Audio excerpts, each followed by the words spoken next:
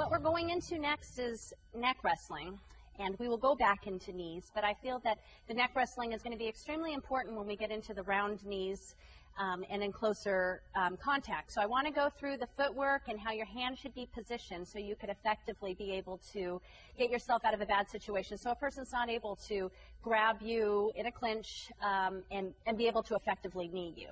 So the first thing that I want to point out, again, balance is going to be key. You're going to be up on the balls of your feet. You're going to want to keep your neck and your shoulders very strong. This is where your warm-ups are going to be good because you're going to be flexing those muscles, and they're going to be contracted for quite some time. So make sure that you've done your stretches. You're going to want to actually take your neck. Your chin is always going to go down.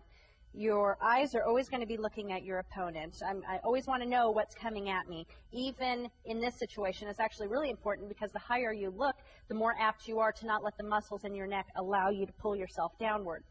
So you will, again, keep your head forward, tucked, eyes strong, and the next thing you want to do is make sure your shoulders go high.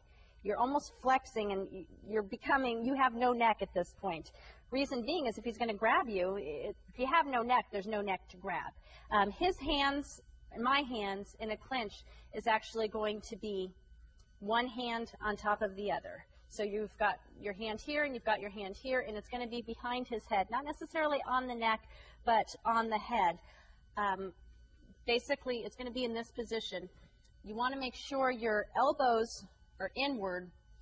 The closer they are, he's not able to uppercut and come through the center. This is where your elbow defense for even boxing or elbows is going to come into play from the first.